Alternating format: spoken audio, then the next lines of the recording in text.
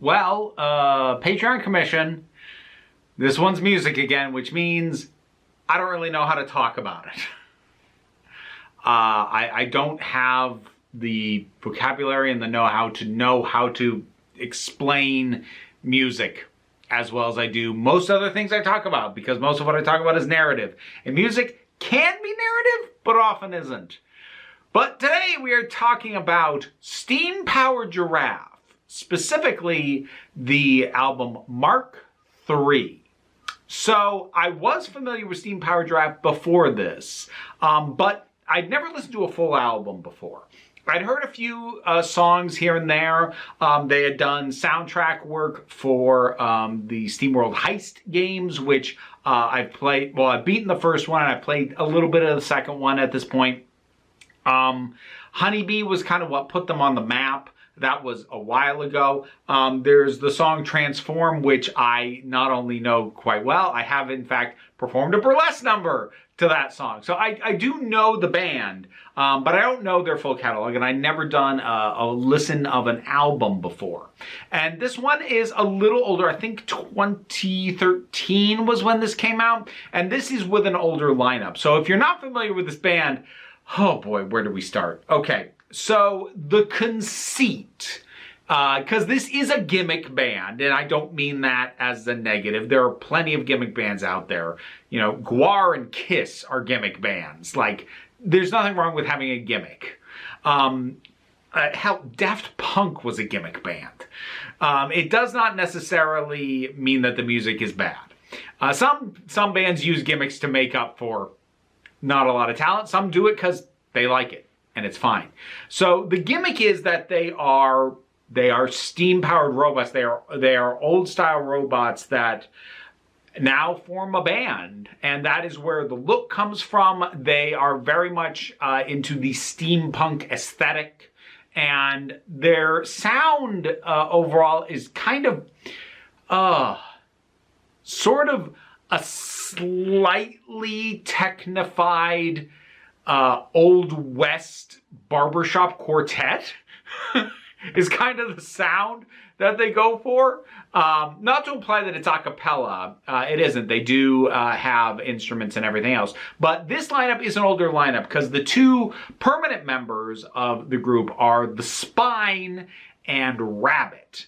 In real life, these are siblings, and they've always been in the band. The third member has changed a few times, and this was back when they had Hatchworth. Their current third member is Zero. So the third member has changed intermittently, and I don't think I've listened to a ton of stuff with Hatchworth. Like, to be completely honest, unless you like really get into their discography, you're not going to notice a massive difference as the third member changes, other than like on the verses or songs where it is that third member is the one singing specifically. Other than those moments, you're not going to notice like any kind of fundamental difference in sound of the band based on changes of the third member. Going in, I wasn't sure, like, is this going to be a concept album with like a whole overall arching thing to it? And if it is, I didn't pick up on what the concept was. This is kind of a concept band. They don't need to be doing concept albums on top of that. So I don't think that was the case. That said, it does have kind of an intro and an outro, which aren't really songs and are just kind of a framing thing that's just kind of a bit of silly fun. Their songs can be quite silly and at times even overtly comedic. In particular, there's a song on this album called, and I'm not going to go through every track. There's actually a lot of tracks on this album. The overall album is a bit over an hour, which is kind of long for an album, and like there's a lot of tracks. But there was a song called Go Spine Go, which is just, it's absurd and a little crass and is obviously just being silly, but it is frequently sung with the same sincerity in which they will sing more melancholic stuff even.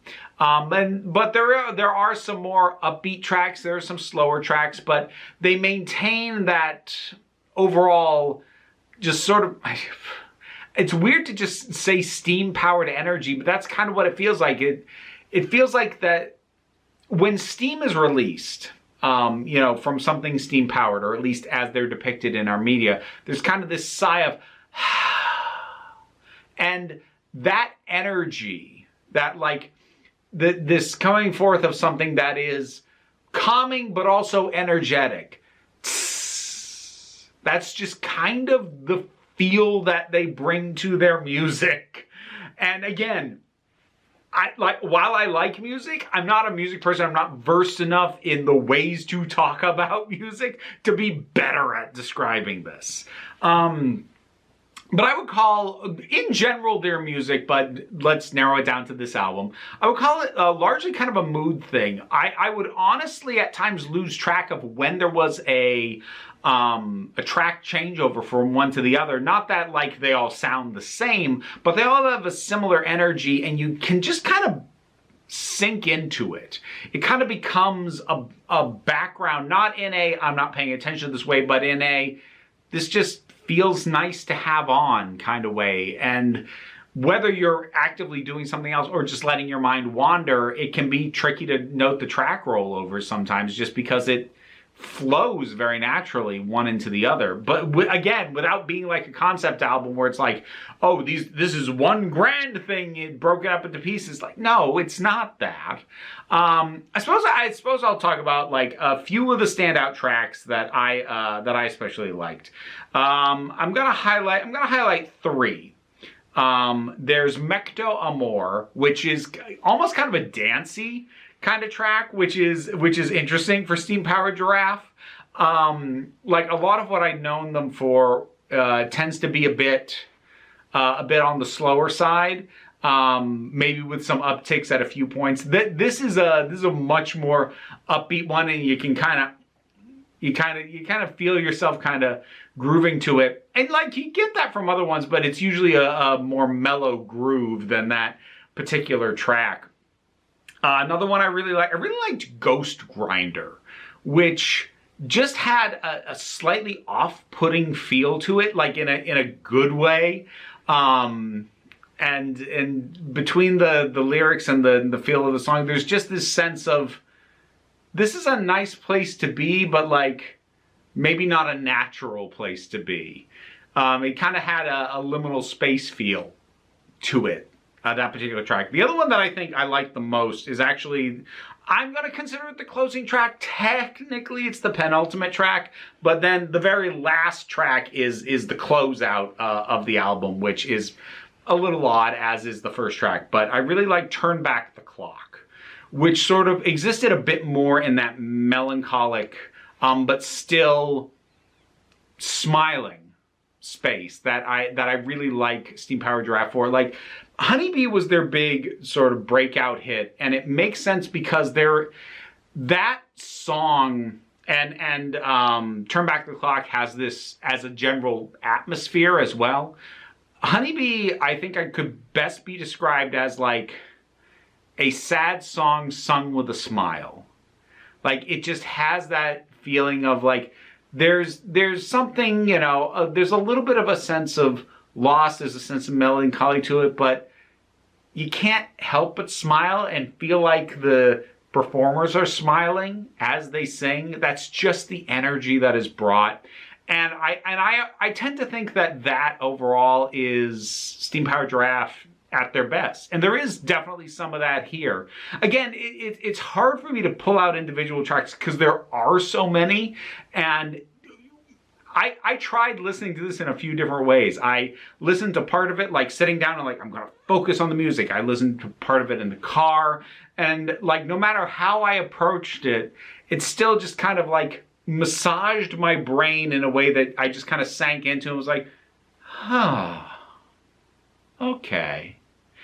And so it just trying to single out individual tracks just feels strange as an exercise for an album that kind of just leaves you feeling that way. If you have never checked out Steam Powered Giraffe before, I honestly do recommend them. They're not going to be for everybody, but they are unique enough that if they are for you, you're going to be real happy that you found them. So yeah, because I don't know how to talk about music much better than this, I think we're going to leave it there. Steam Powered Giraffe, Mark III. I did like this. And I do like this band. I don't think I'm going to start doing deep dives into every album. Amongst other things, I don't think I have the time, but I did enjoy this. What's your favorite Steam Powered Giraffe album, track off this album specifically? Whatever your thoughts might be, drop something down in the comments. Let's talk about it. You could name your favorite third member too, if you want to go that direction. But, you know, there's the other stuff like share, subscribe. That all helps me out. Patreon pays the bills, enables me to do this as my living. And in fact, was how I was commissioned to review this, but don't worry too much about it. We take a relaxed attitude around here, so you can just come on back next time you need a break.